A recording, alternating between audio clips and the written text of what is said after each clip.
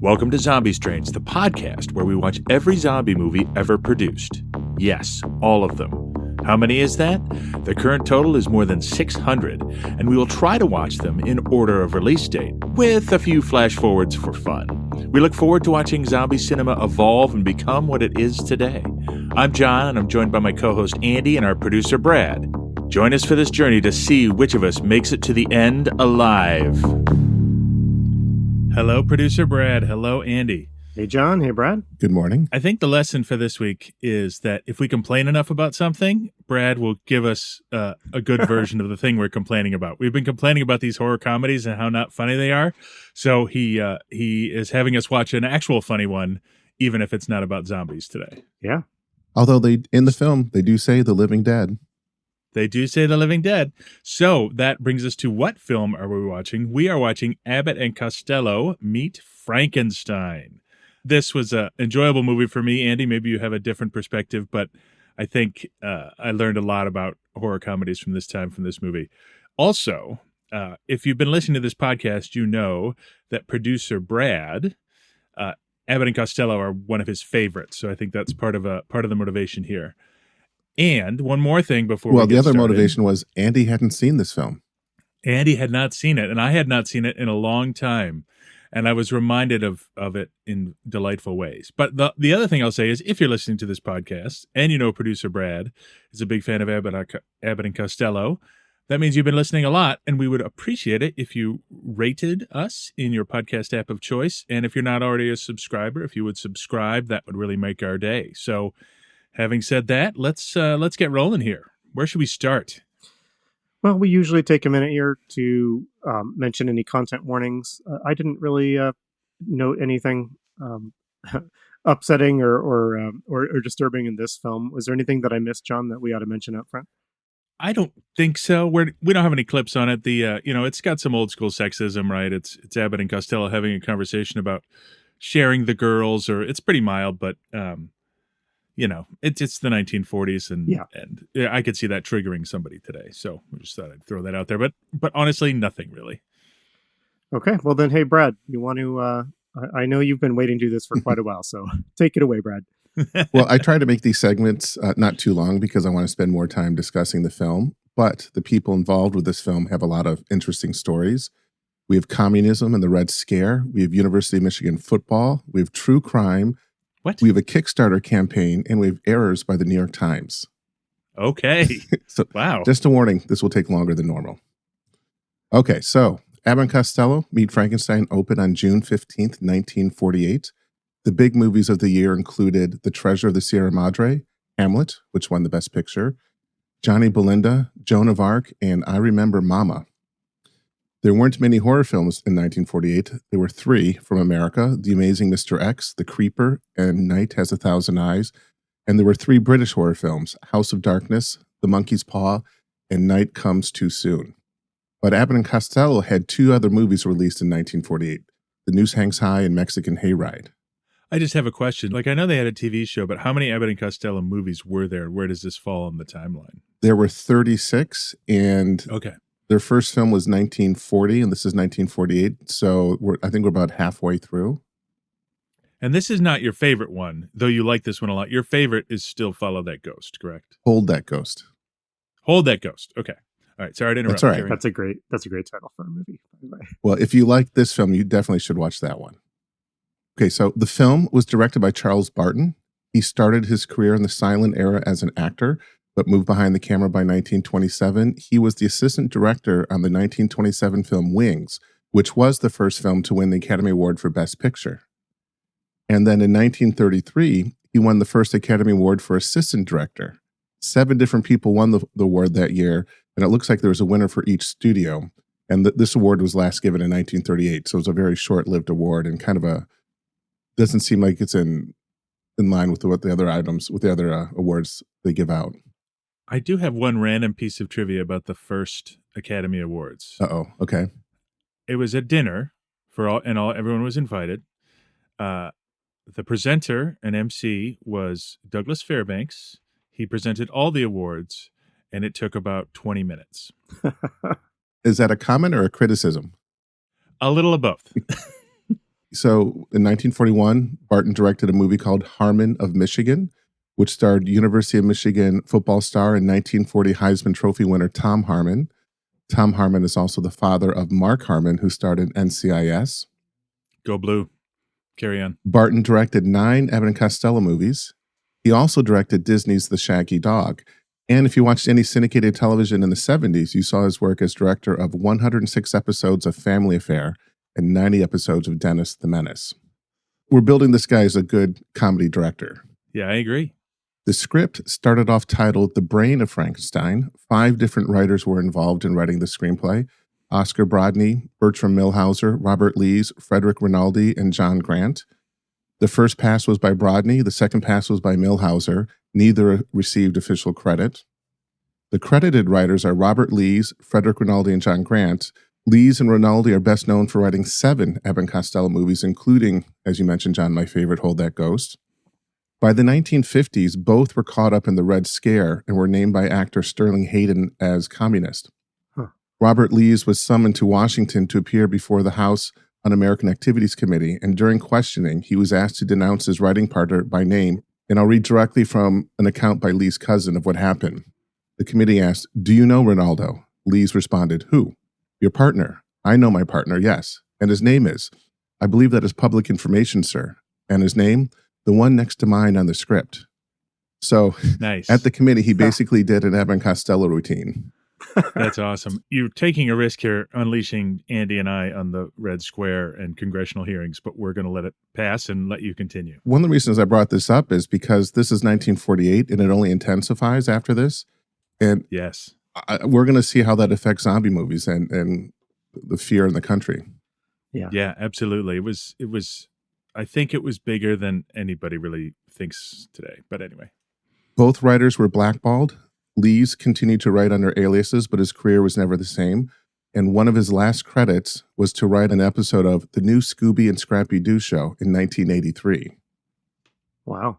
And I thought that kind of tied back into all of our discussions on how these films are very Scooby-Doo. Yeah, yes, totally. This one included. Robert Lees died in 2004 in a horrific murder.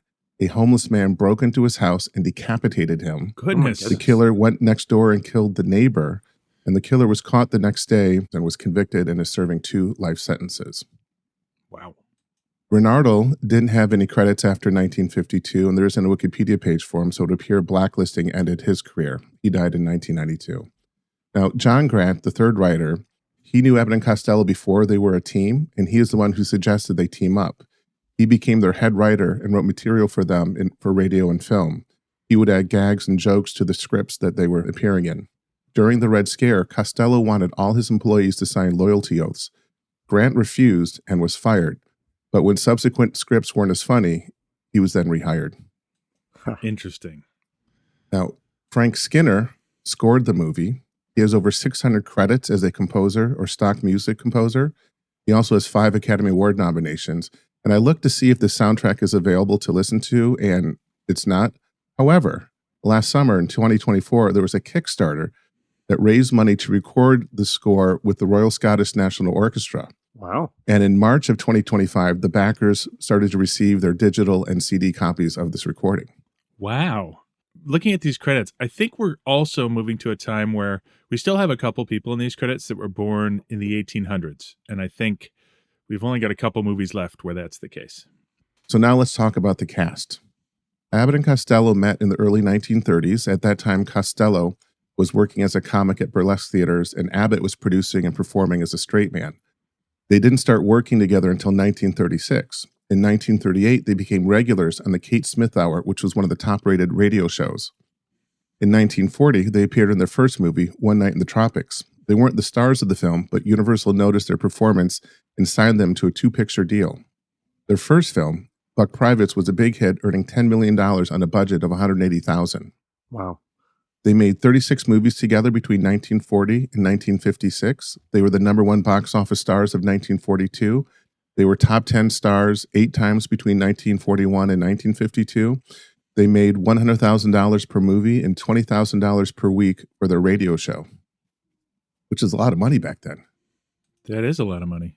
And as a sign of their popularity, in 1942, they did a month-long tour selling war bonds and raised $85 million. Wow. That's a lot of money. They split up in 1957, and Costello died 2 years later in 1959, and Abbott died in 1974. Lon Chaney Jr., who plays the Wolfman, Lawrence Talbot, is the son of Lon Chaney, the silent movie star known as the Man of a Thousand Faces. Some of Lon Chaney Sr.'s famous roles were The Hunchback of Notre Dame and The Phantom of the Opera. You ever seen the picture of him as the Phantom? I have, and I guess I didn't know, since Lon Chaney later uses just Lon Chaney, I honestly didn't know the distinction. I feel like a dummy.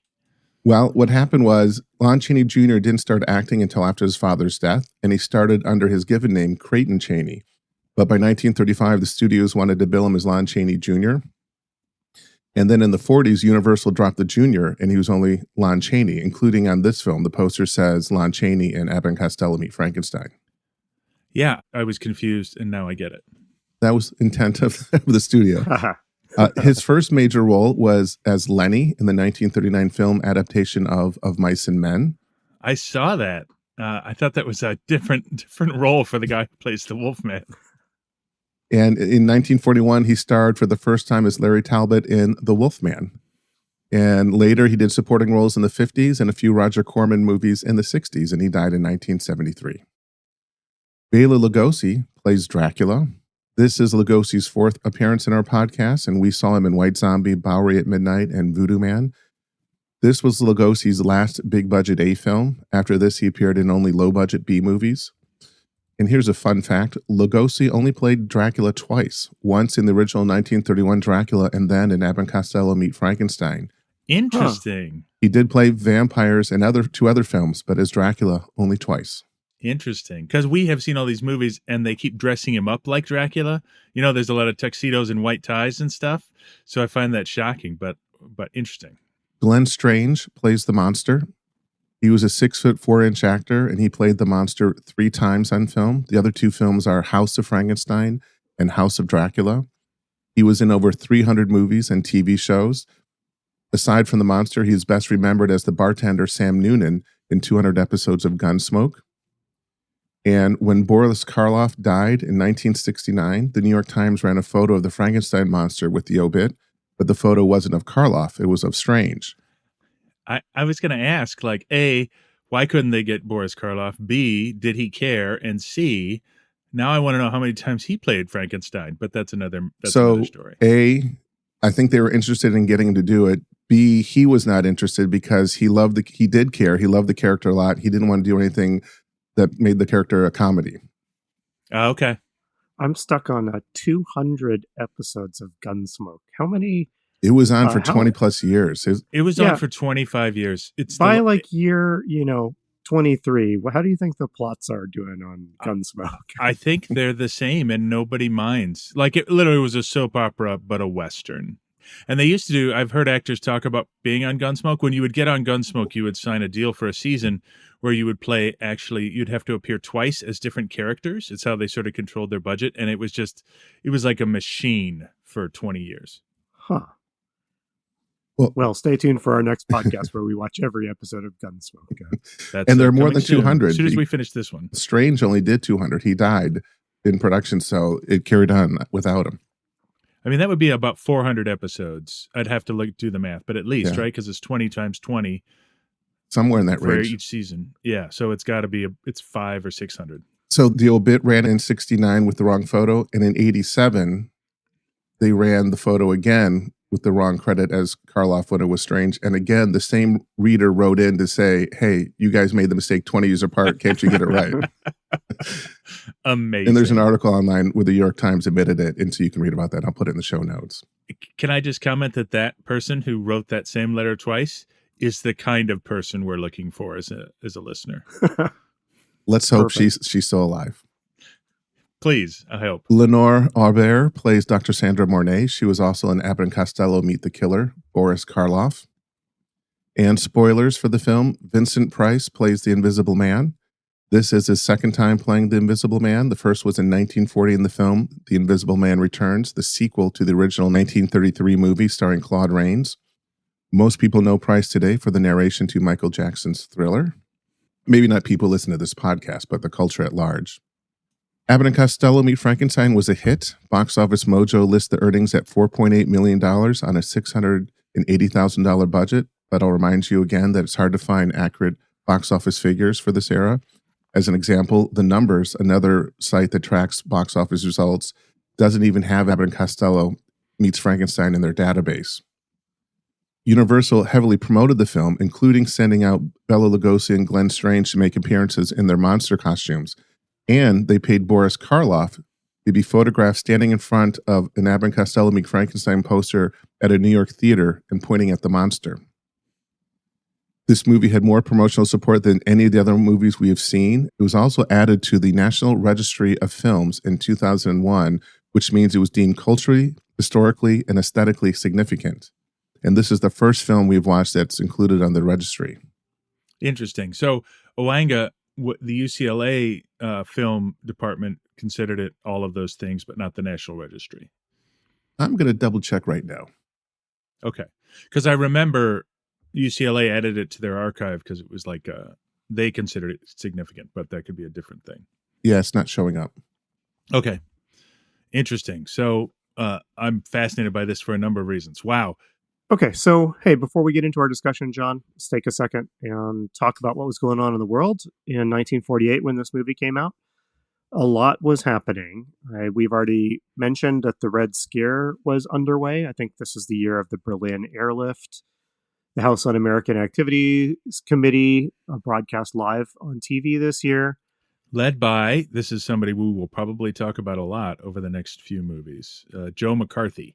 Indeed. Who has an interesting history, which we will not get into because we're not a history podcast. Well, yeah, and we've already heard how that influenced a lot of the people involved with this film, that's fascinating stuff to me. I will add that it's not for lack of trying to make this a history film podcast. Fair enough. Yeah. Gandhi was assassinated this year, and President Truman won a surprise election against Dewey and also signed the Marshall Plan. So I think the big picture here is the Cold War is really getting underway this year. Yeah, and when trivia on the trivia, some newspapers actually printed headlines that said Dewey defeats Truman and had to retract them and reprint their papers. So, yes. So, hey, I know that we all want to jump into this movie, but while we have an expert on Abbott and Costello, Brad, I'm hoping you can answer a couple general questions for me because I'm really pretty new to Abbott and Costello. I was wondering, could you explain their relationship, like maybe timeline-wise and influence-wise, to like some of the other big acts like this? Like I think Laurel and Hardy and the Three Stooges. Are these all part of the kind of the same comedy tradition? Are they all coexisting? Laurel and Hardy were before them. Right. So they started, I don't know if it's in the 20s or the 30s. When you say I'm an expert, I would say I'm a lover of Abbott and Costello. And I would say he's an enthusiast. And while watching this film, I realize I've watched them over and over and over, but I've never taken the time to go digging into them. So it was kind of fun to do some research. The Three Stooges did mostly shorts. I don't know that they did full features like Abbott and Costello. So I think that's the difference between the two. And is this vaudeville? Is that the type of comedy that this is, or is this something different?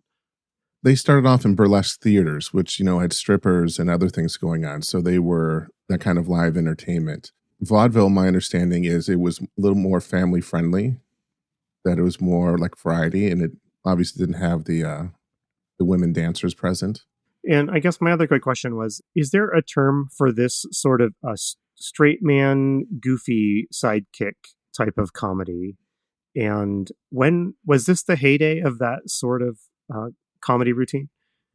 Well, I know Laurel and Hardy, isn't one of their taglines, another fine mess you got me into? So they have a straight man and a sidekick. So I think that, I don't know the history of comedy to know. I think in my mind, from watching these every Sunday morning as a kid, these are the prototypes, but clearly there's always a first before everything you think of. So there were people before them who did this, but they were so successful in the 40s that for a lot of people, they were the comedy team that you watched. They defined it. You know what this got me thinking about, and I just want to make one more point, and then we'll get into the movie, is comedy teams or comedy duos They're one of the most famous ones. And I was trying to think of ones today or through time, because there certainly are.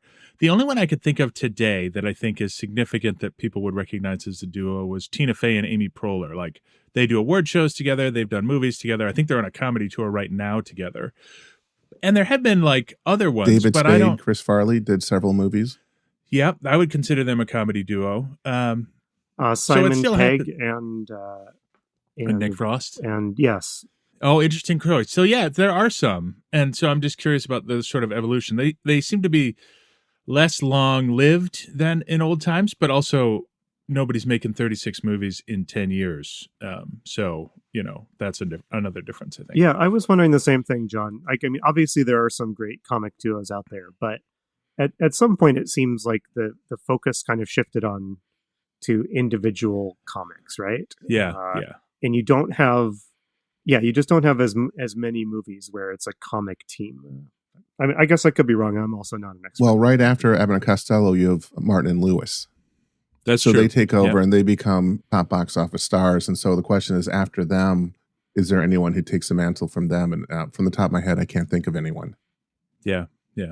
All right. Well, we did watch a movie. That movie is called, just to remind everybody, Abbott and Costello Meet Frankenstein. And do you want to do initial thoughts, or let me summarize the plot of this movie, and then we can do initial thoughts and talk about different scenes that we liked. So sort of approaching it from the sort of traditional 3-act structure, we first meet, and for people who can visualize Abbott and Costello in their heads, Bud Abbott is the taller straight man. He's not particularly tall, but he's the taller, thinner man. He's the straight man. He's the grumpy one. Lou Costello is the physical comedian, the shorter one.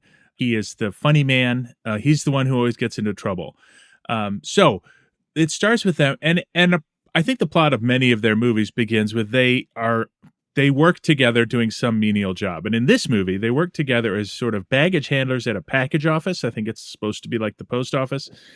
And Abbott, his name is Chick, and Costello's name is Wilbur. So this was my first, I know you're just doing your summary. This is my first big surprise for this movie. I didn't realize that, I thought Abbott and Costello were their like fictional character names. Is that weird that their names are in the title of the film, or is that a normal practice? That's a sign of how big they are stars. In fact, what I read was the studio chief didn't like the original title, The Brain of Frankenstein. It made him nauseous. And so they thought by putting Abbott and Costello's name at the top would serve two purposes: marketing, and it lessened the blow of The Brain of Frankenstein. So it's Abbott and Costello Meet Frankenstein. Yes. Okay.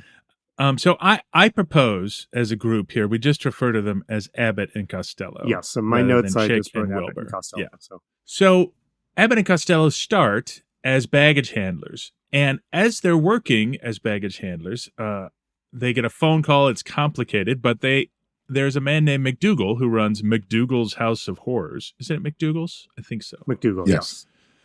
And he has 2 crates that he wants that are very expensive, that he wants to get right away delivered to his House of Horrors. And he says inside them is the remains of the original Dracula, and the other one has the remains of Frankenstein's monster.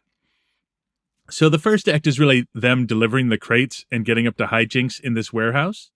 In the second act, Lon Chaney, who plays Talbot, a.k.a. the Wolfman, comes to town and tries to convince Abbott and Costello that these crates, now that they're delivered, pose a great threat because they're going to be unleashed and they have to be stopped. It's the real Dracula. It's the real Frankenstein's monster.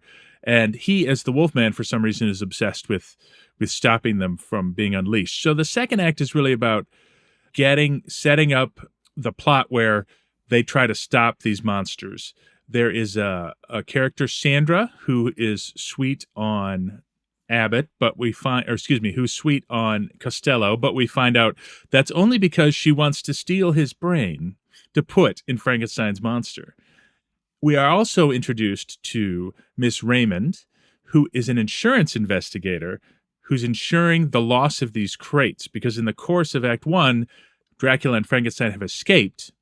And then the last part of the movie is Costello getting kidnapped multiple times by Dracula and Sandra and Miss Raymond, who've been mesmerized by Dracula, and them having hijinks and escaping from their clutches.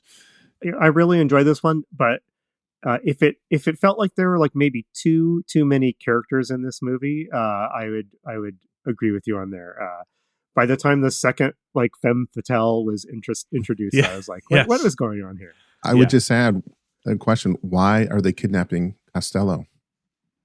I don't know. That's the funniest thing. Oh, because... no, this is a good one. So they're kidnapping Costello because Dracula wants to revive Frankenstein's monster as a slave under his control.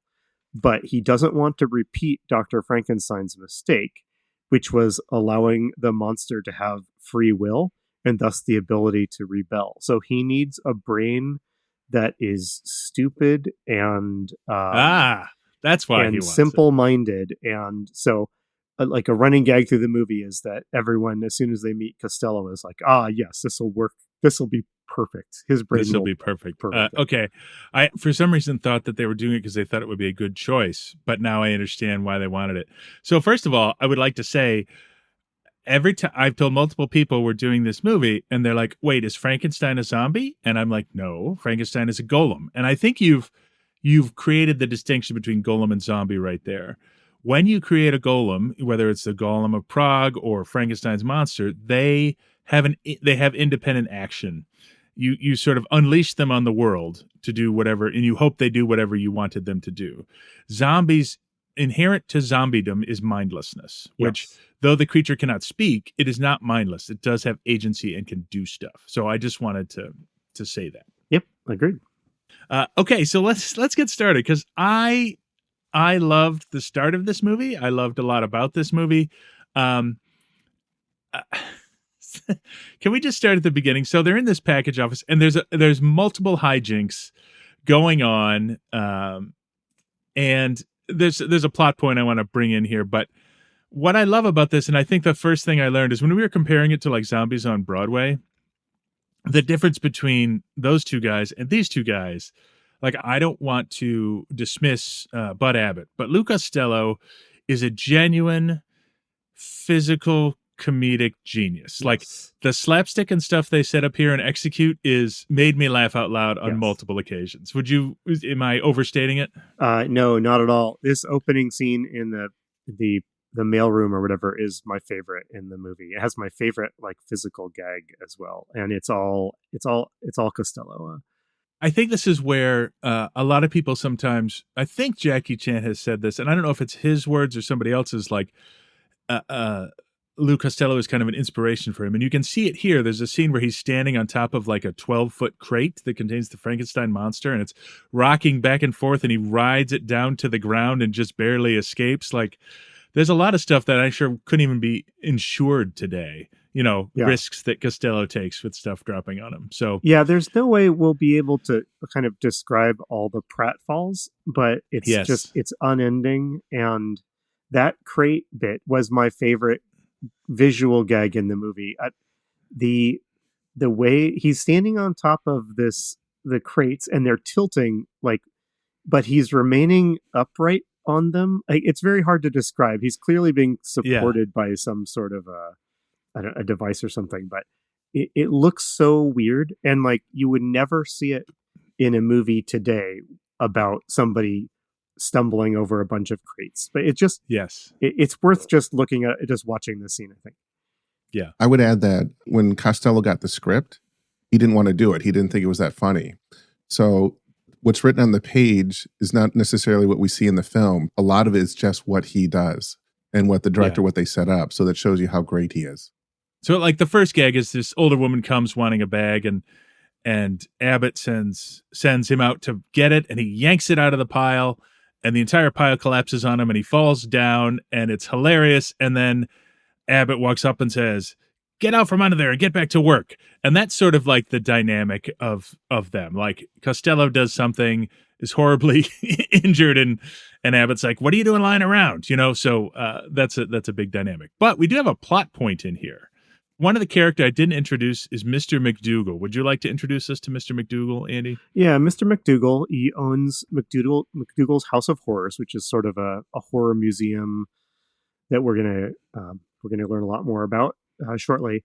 He is this very high-strung, impatient, angry guy. He's paid a lot of money to have the remains of Dracula and Frankenstein's monster shipped, and so he is furious with Abbott and Costello when he gets to the mailroom, and he basically finds they've been manhandling the crates in comic fashion. Yes. And he's so upset that for insurance reasons, he demands that they're going to have to personally deliver the crates to the House of Horrors. Yep. And in this, we meet two other characters, Sandra, who is both Costello's love interest and actually a mad scientist at the same time. We'll get into that later. But Sandra and McDougal have this conversation that sets up the whole plot of the whole movie. Do you know what I've got in there, miss? Haven't the slightest idea. Just the greatest attraction the House of Horrors ever had, that's all. One of them's a coffin containing the remains of the original Count Dracula, and the other's the body of the Frankenstein monster. Guess that combination's enough to scare the pants, shirt right off your back, ain't it? I don't scare easily. Well, neither do I, where money's concerned. I got 'em dirt cheap. European agent, picked my name right out of thin air. Very interesting. Yeah.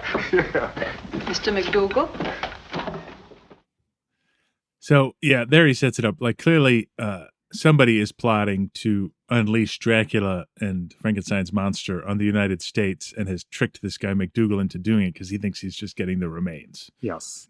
During this scene, the Wolfman tries to call them to warn them not to. He doesn't get his message through because partway through the conversation, John, you want to describe the scene? Well, the moon comes out and he turns into the Wolfman. And it's actually a very funny exchange where when Costello finally gets to the phone, he has turned into the Wolfman and he's snarling and barking in the background. And Costello is getting more and more irritated with him and starts barking back. Yeah. It's just very funny. So, I'm happy to get right to the warehouse because this is actually my favorite set piece of the movie is the bits in this warehouse. Yeah, you bet. I just have one comment about Costello. And again, this is me not knowing a lot about this type of comedy, but I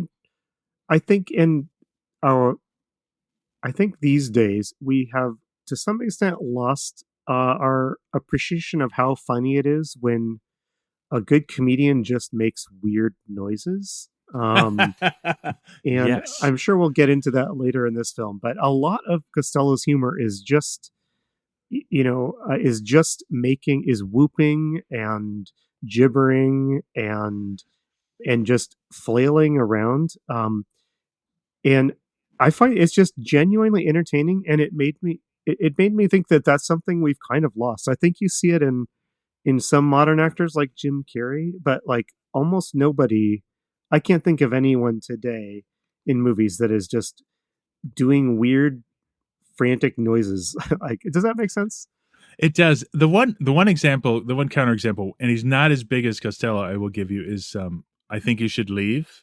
Like, he is frequently doing bizarre things like closing a door in the wrong direction or shouting at the drive. So I would describe most comedy today in movies as sort of naturalistic situational comedy, right? Like the comedy arises from an awkward situation. You sort of have this dawning realization that it's going to be bad, and that's funny, but it doesn't come from people sort of hamming it up and creating their own comic situations in the way that these movies do. And I agree, like, this is really funny. We just don't, some stand-up comics might do this a little bit, but not in movies, not actors in films. Well, Costello, I think also all of his characters were children in a man's body, which allows him to make those noises believably too to the audience. Yes, I agree. He's very silly all the time, and it makes me laugh.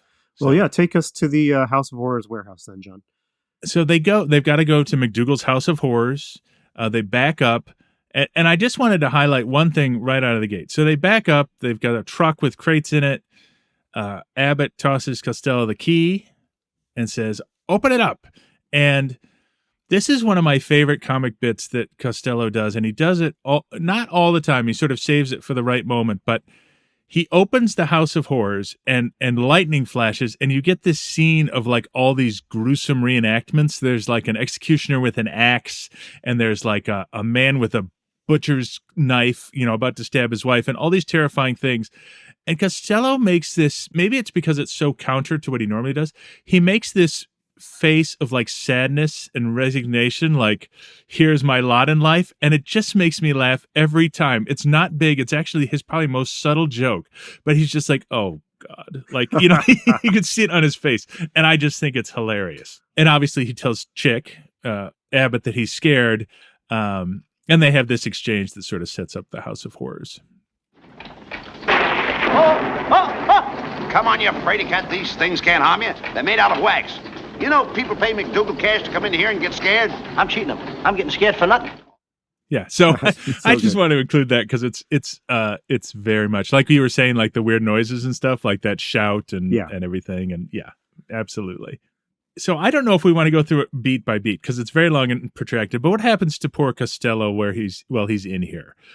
Who does he meet? Well, he meets Dracula. So yeah, you said long and protracted.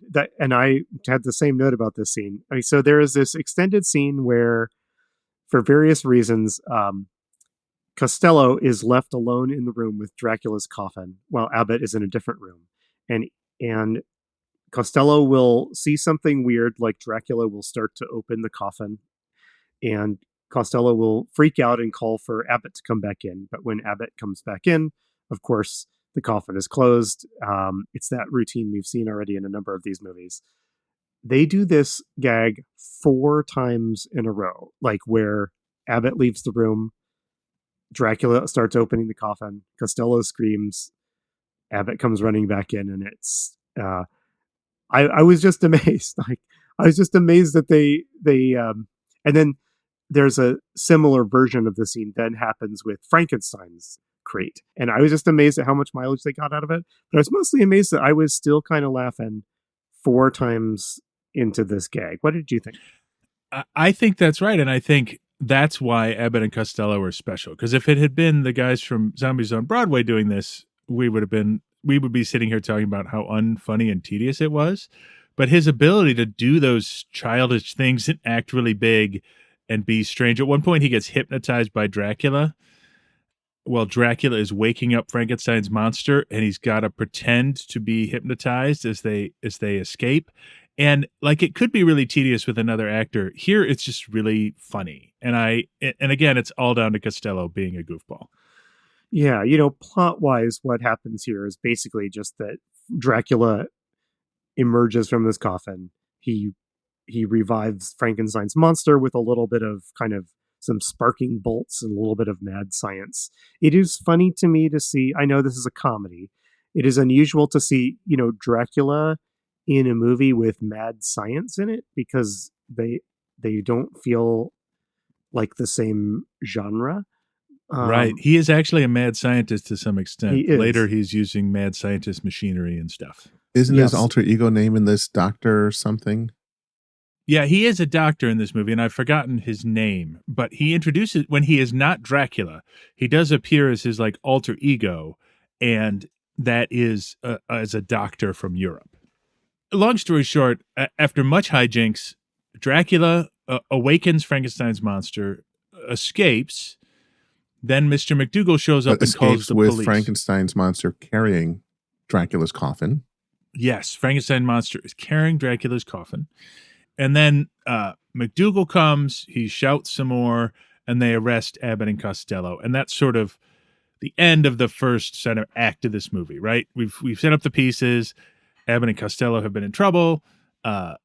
Dracula's loose. Frankenstein's monster is loose. And then we sort of get to the next part, which is Dracula going to this castle where we find out that Costello's love interest, Sandra, is actually the mad scientist who lives in the castle. This was quite a twist. I thought was funny. Yes. It was quite a twist. What happens is, in this part of the plot of this movie, is there's 2 beautiful women in it. They both pretend to have affection for Costello, and they both have ulterior motives, and they are not really interested in him. One is this mad scientist, Sandra, and the other is Miss Raymond, who's an insurance investigator. Yeah, so we should talk about Joan Raymond a little bit. Yeah, so the running through the rest of the film is McDougal wants to recover the bodies Right. for insurance. I mean, because they're his property. And so the insurance company has sent Joan Raymond, an investigator, to try and track down the bodies. So it's a little confusing to describe. But yeah, like you say, John, I think the easiest way to say is he wants the insurance money and the insurance company doesn't want to pay. So they send an investigator to find out what happened. Yes. There you go. Very well. So Sandra, secretly the mad scientist who is working with Dracula, is pretending to love Costello. And Correct. Joan Raymond, the insurance investigator, decides that the best way to figure out what Abbott and Costello did with those crates is to pretend to be in love with Costello. So there's an awful lot of, this middle section of the movie has an awful lot of shenanigans around the fact that both of these beautiful women profess to be in love with Costello, and many jokes are made about Costello's how implausible that is. So Yes. And how frustrated Abbott is that neither one is interested in him. Yes, correct. But we do get the next part of our plot here. So what happens is Dracula and Frankenstein's monster go to this castle, and apparently Dracula knows Sandra, the mad scientist, and they have this conversation which tells you what Dracula wants from her. Restore the monster for me, and you shall have anything you wish. In that case, we better start as soon as possible. It's dangerous to leave him in this weakened condition. Have you mastered Dr. Frankenstein's notebook? Let me get my hand on a scalpel again, and you shall see. And about the brain. I don't want to repeat Frankenstein's mistake and revive a vicious, unmanageable brute. This time the monster must have no will of his own, no fiendish intellect to oppose his master. There, my dear Count, I believe I have exceeded your fondest wishes. So what she's saying there, and I think this is what you're alluding to earlier, is the fondest wishes are she's going to get Costello's brain for him. Yes. So she's got an accent now here when she's not in her her innocent love interest role. And later in the movie, Dracula suggests that she is wanted over in Europe for, evil science, basically. Yep. And I'll just move through some plot points here. So Talbot, the Wolfman, arrives in the United States. Talbot apparently it's sort of like, Andy, if you knew you were going to, let's say you knew you would fall asleep at 9:00 every time there was a full moon, you probably wouldn't get in the car, would you? Right? You'd probably stay home, but not Talbot. Talbot, every time Talbot goes anywhere, he's like, the moon is almost out.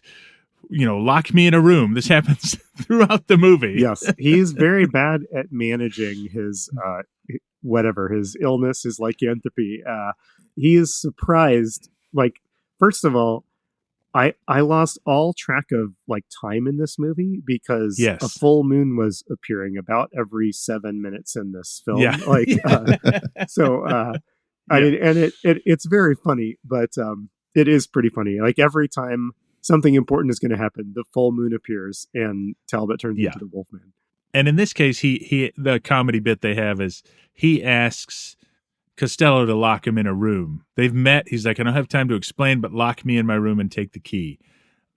And Costello keeps thinking of dumb reasons to go in there. Oh, he forgot his suitcase. Oh, I stole this apple. I should take it back. And there's just all these scenes of the Wolfman about to get him and Costello being totally oblivious and escaping. And again, it's just another physical comedy bit. There's almost no dialogue here. It's just near misses and funny pratfalls and that kind of stuff. So the next morning, they go into Talbot's room, the Wolfman's room, and it's trashed. And Talbot tells them what happened. Last night, I went through another of my horrible experiences.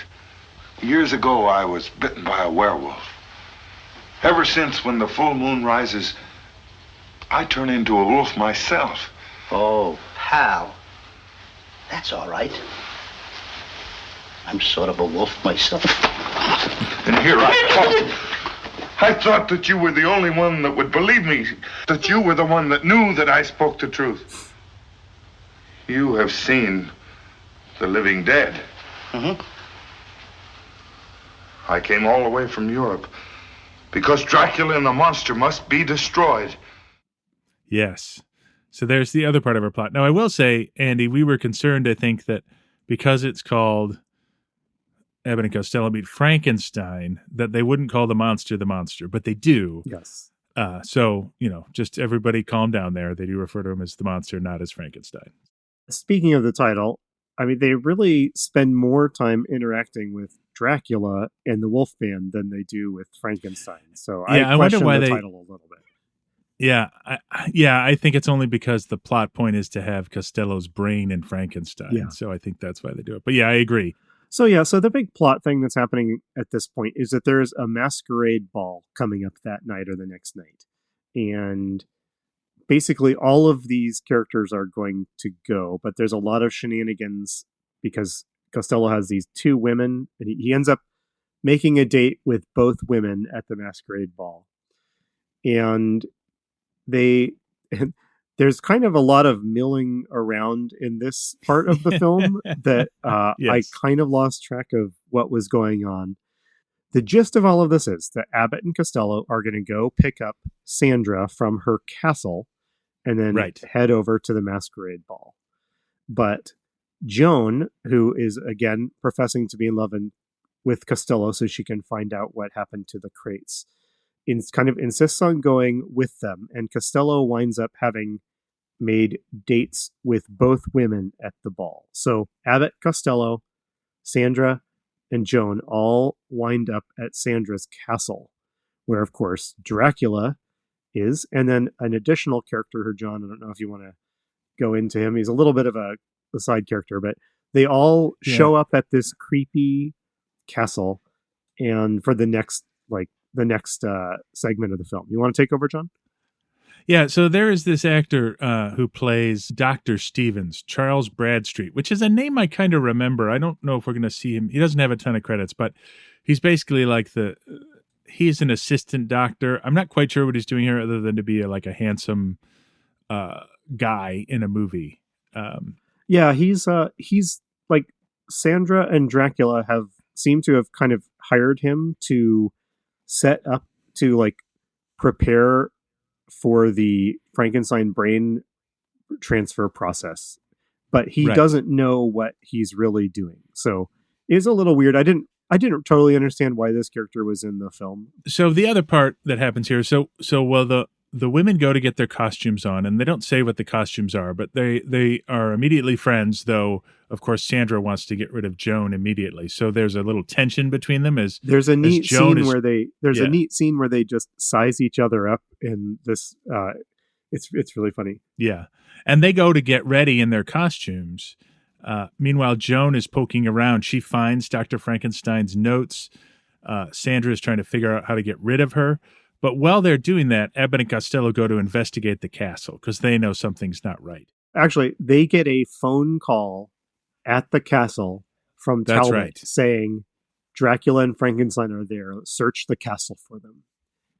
Right, and Abbott doesn't believe it. Yeah, so Abbott insists that they do it to prove that it's all just a lie.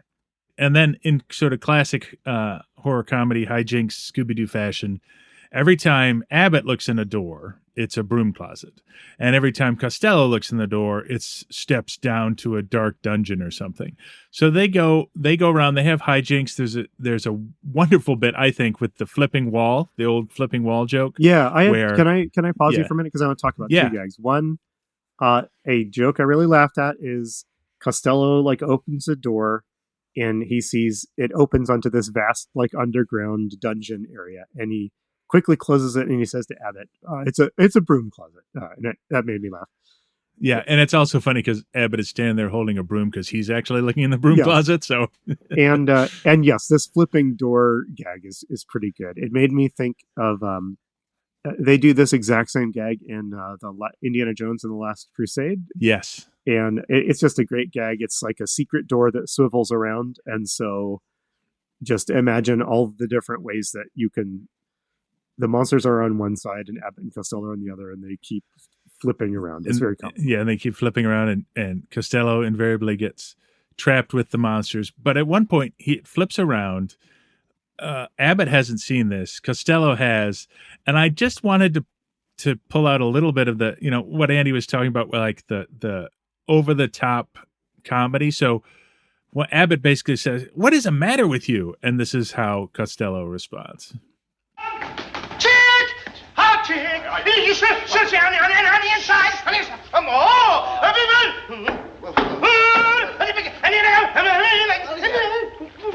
Stop. Come here. Come on in. Come here.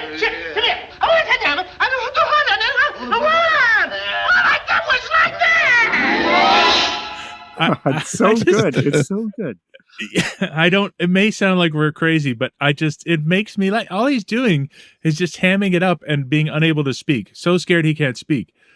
And that's how he presents it. And it's just, I started laughing again, just listening to it. I'm not even watching it. Yeah. You know what I mean? Yeah. So I watched this with my 16-year-old who saw it when he was little, and he kept laughing, but he kept also at the same time commenting it was kind of dumb. So I think he was surprised it was making him laugh, but he enjoyed it too. Yeah. Yeah. I wonder if a lot of the physical comedy that were in these kind of films has been sort of taken over by, America's Funniest Home Videos or whatever, but that's a conversation for another time. Yeah, for sure.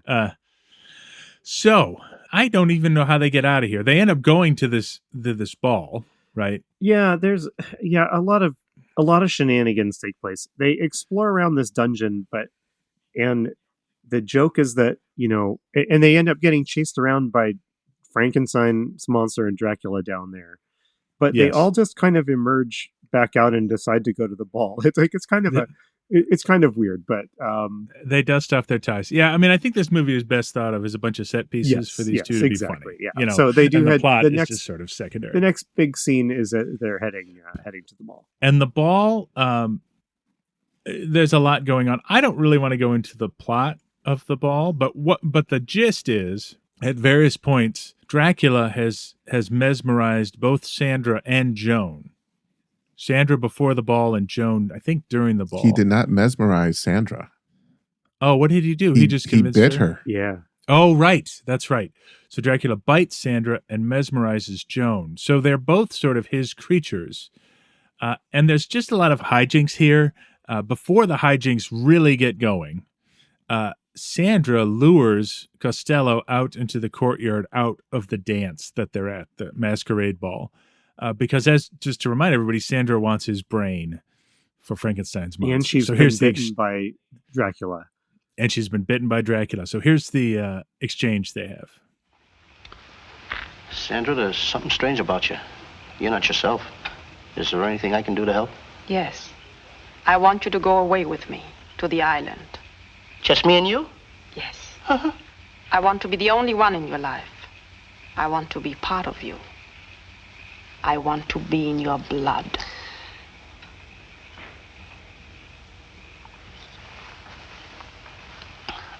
I think I know what you mean.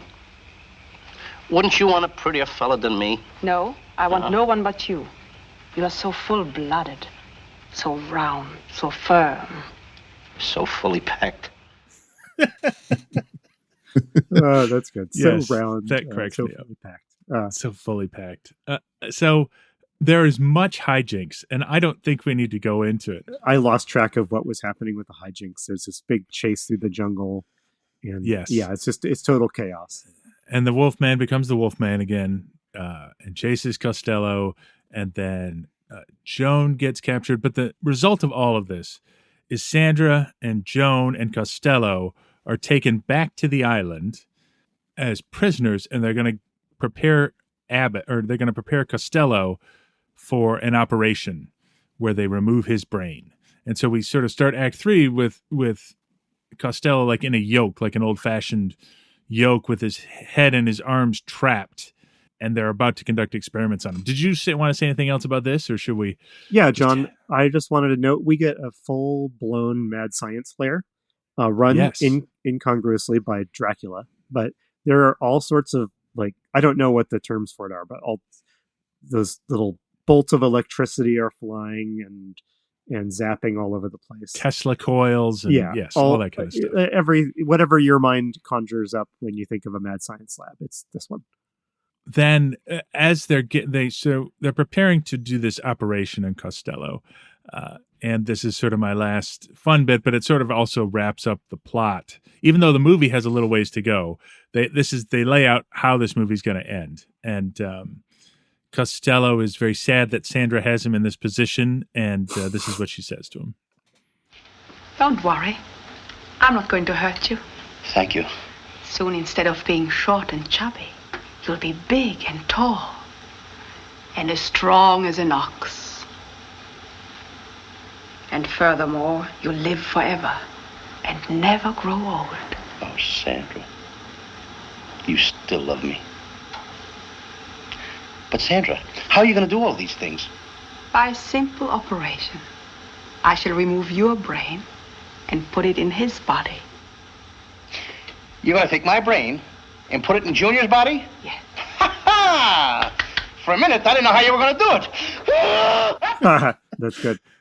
And again, just the fact that he points to Frankenstein's monster and calls him Junior also is very funny. So, yeah. And the movie proceeds from here. Abbott comes to rescue them. Dr. Stevens comes to rescue them. They rescue Joan. The Wolfman changes into the Wolfman again. I don't know how much you want to get into this, but they chase each other around inside this castle. Yeah, it's for just a, good 10, a long minutes. sequence of hijinks and chases and Costello getting captured again. And yes, I did make one funny note here. They basically, the Wolfman and Dracula get into it. And so yes, I was curious about this. They're chasing each other around, and there's a very funny moment where you see Dracula fending off the Wolfman with a chair. And, yes. and it's just such that made me laugh too. A non-Dracula sort of thing to do. But did you see how else he fended the Wolfman off that calls back to the frozen dead or calls forward to the frozen dead? No, what did he do? He throws flower pots. Oh, that's right. Hey. There's a very funny scene where I think the Wolfman and Dracula are on either side of Costello, who is like strapped down to this hospital gurney, and they're pushing Costello at each other. It's hard to describe that. It's total chaos. It's very, people running all over the place. Yes. Just to set up gags. At one point, they quote unquote barricade a door against Frankenstein's monster, but they're on the wrong side, and the door opens out. Yes. So it opens, and they're just standing on this bed, and Frankenstein's monster tries to grab them. Like just a bunch of stuff like that. But it's funny. It's There is one thing I almost gasped out loud at this. At one point, Frankenstein's monster grabs Sandra, and I didn't know what was going to happen. I was wondering, like, is he going to turn Sandra into the Bride of Frankenstein or something? But Frankenstein's monster chucks Sandra through a window. Did you?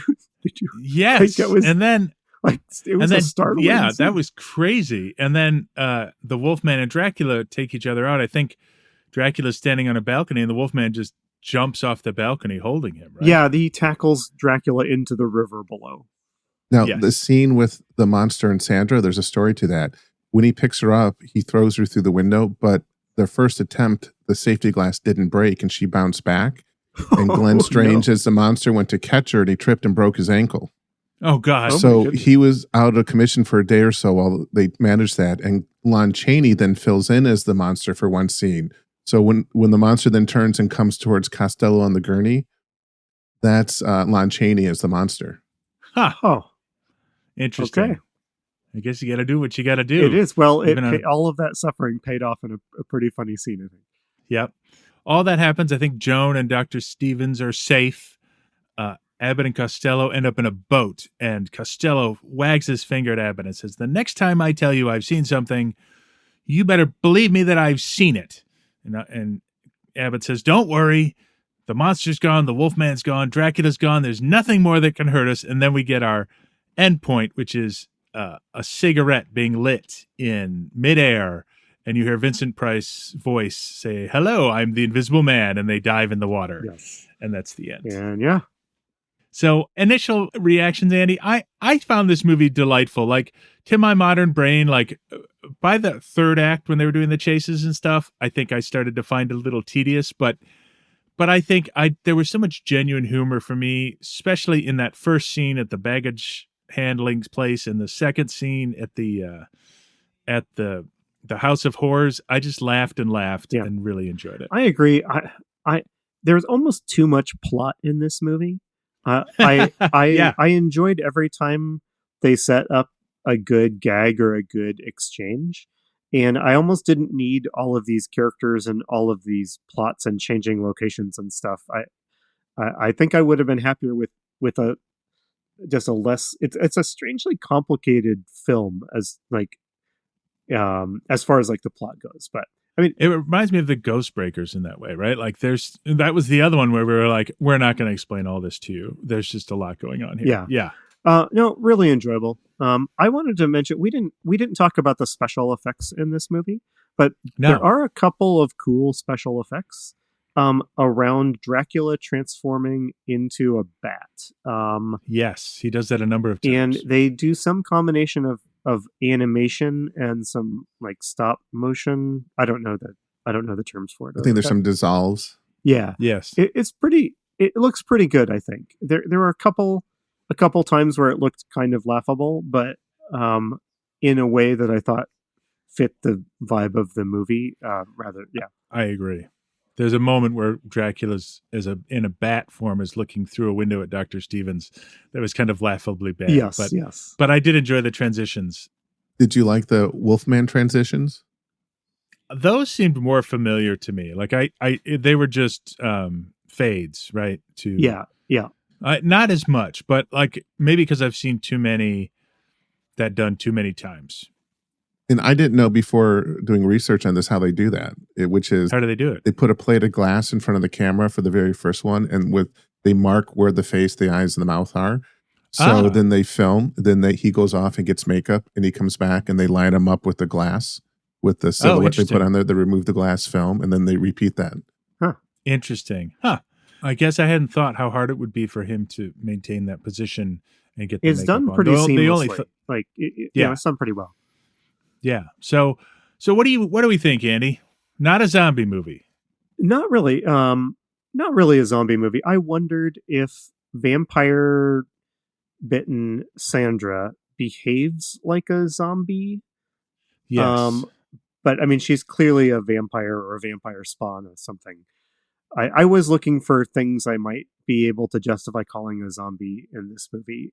And I don't really think that we have any. We talked about Frankenstein's monster.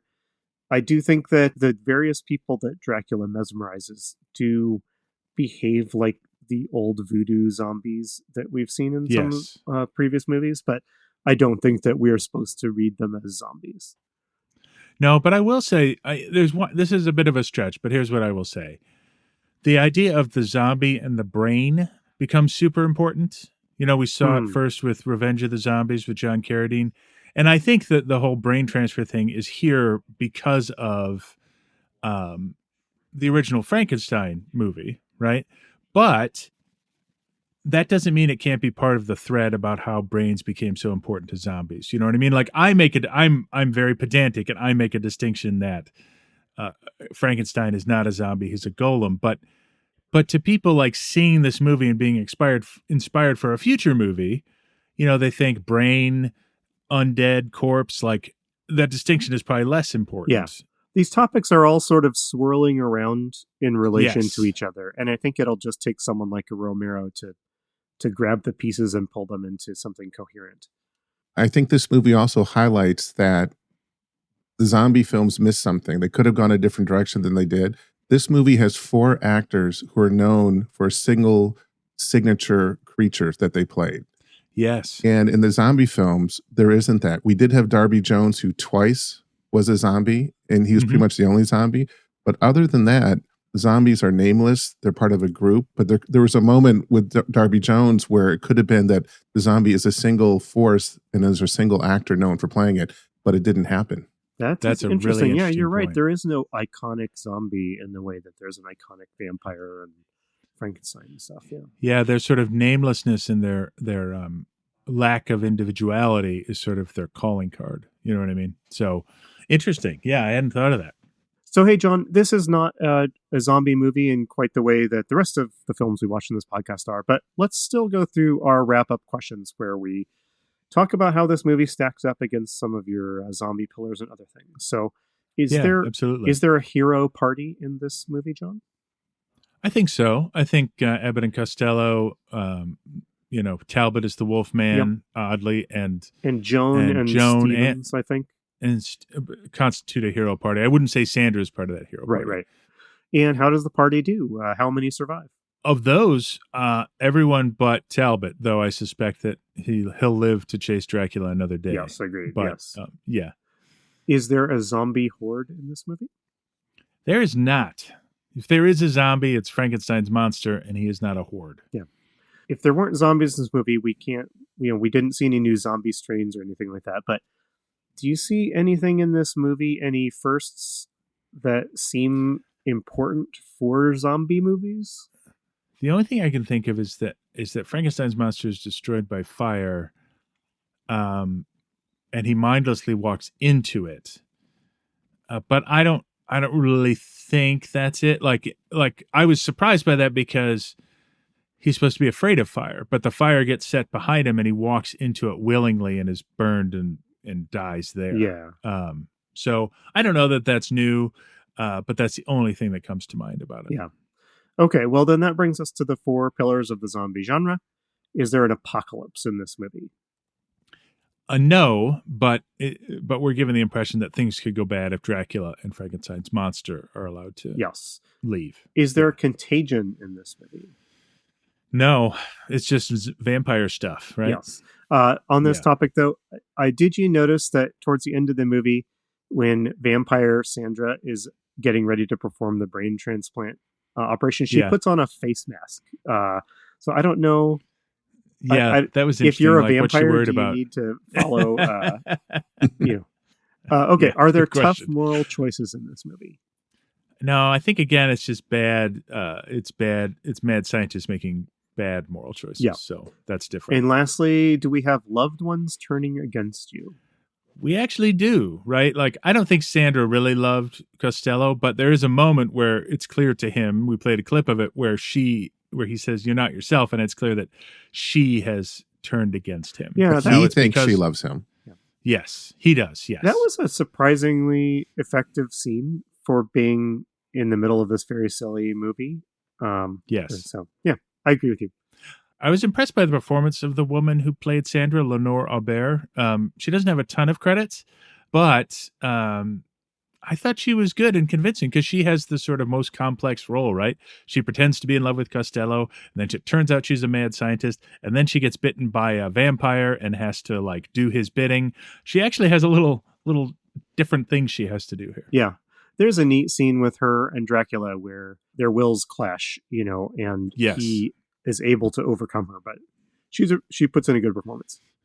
Well, what I would say is that she is too strong for him to influence, so he has to bite her. That's why she's the only person he bites in this movie, because he has to get his way. Other people he can mesmerize or whatever, but not Sandra. So, all right, John, did the movie poster sell this movie accurately? Well, as the movie poster depicts cartoony Abbott and Costello with cutouts of their photographed faces running from all these monsters all the time, I would say yes. Yeah, but I agree. I don't know if you noticed in the opening credits, which are animated, they show a bunch of movie monsters sauntering around, and one of them is the Bride of Frankenstein. And so I was waiting for the Bride of Frankenstein to make an appearance in this movie, and she did not. So sadly not. And I was actually flipping through the movie just to because I watched it like a week ago this morning. And the beginning has 2 coffins that get opened by Frankenstein's monster that have skeletons in them. And the skeletons scream and run about, and then they explode and their bones fall into the title of the movie. And when I didn't realize that was Abbott and Costello's skeletons. Yes. I didn't realize that the first time through. So the original drafts for this film had both Clarice the mummy and Alucard, which is Dracula's son, which is Dracula spelled backward. I did not know that. I didn't either. Neither of you guys have played the Castlevania video games. I can see. No, I've not. Anyway. Okay, so John, would you and I survive in this not quite zombie world? Andy, if Costello can survive all this, I have to believe that we can. Yes. Which one of you is Bud and which one of you is Lou? Oh, I don't know. No, neither of us, I'm sorry, Andy, are as funny as Lou Costello. Yeah, so. it's okay. No offense. I think we might be a couple of buds here. All right. And hey, do we recommend this movie to listeners of this podcast and lovers of zombie films? For zombie film, I'm going to say no, but it is enjoyable to watch. Like, I had fun watching it, and I legitimately laughed out loud on multiple occasions. Yep, I'd agree. I don't think you'll learn much or anything about zombie films from this movie, except maybe a little indirectly. But it's worth watching. On its own. It's fun. Agreed. All right, so time for the scariest part of the episode. It's when Brad reveals to us what is. And I gotta believe, like, I feel like Brad is doing this, sort of sequentially, chronologically, but I also have a sense that, like, if we enjoyed a movie, that does not bode well for our next movie. So, well, we did go out of sequence to see this. We had to jump to 1948, so yes. We need to go back 2 years to 1946. Okay. And we are going to see Valley of the Zombies. And here's your poster. Nothing about this movie. Valley of the Zombies. Ooh, okay. Oh, it's a little different. Interesting. A little different looking poster here. Who do we have here? Robert Livingston, Adrian Booth. I don't know any of these names. All right, so we have. So the central thing on this poster is a hooded figure. Is he holding a knife? What is that? He's holding a knife that has a skull on the pommel. Okay, yep. Yeah. There is, and then kind of glowering down at him in maybe a slightly mesmerism sort of way is a sinister-looking guy in a hat. Yes, and both of those things are painted. They're illustrations. And in the bottom right corner, we have what I assume are the two leads. Yep. Man and woman looking up in fear at the creepy knife-wielding figure. Or the mesmerist. And there's thunder and lightning in the background, too. It is a Republic picture. We've seen Republic pictures. They're notoriously low budget, I think. So I'm curious. It looks like looks like an actual horror movie. It does. It no does not joking scream around zombie this time. to me. Like, that knife-wielding figure looks like, it evokes like the guy from the Scream movies or something. Yes. And he's got a bowler hat on, which is kind of funny and sinister looking. So, all right. I'm curious. All right. Well, thank you, everyone. I hope you enjoyed our little detour into an actually funny movie. And now we're back to the dread seriousness of Valley of the Zombies next episode. Thanks, everyone. You've been listening to Zombie Strains. We'll be back next episode to talk about another zombie movie. If you enjoyed our podcast, please take a moment to rate us in your podcast app of choice. Tell a friend. Follow us on Instagram at Zombie Strains. All of this helps like-minded people find the show. See you next time.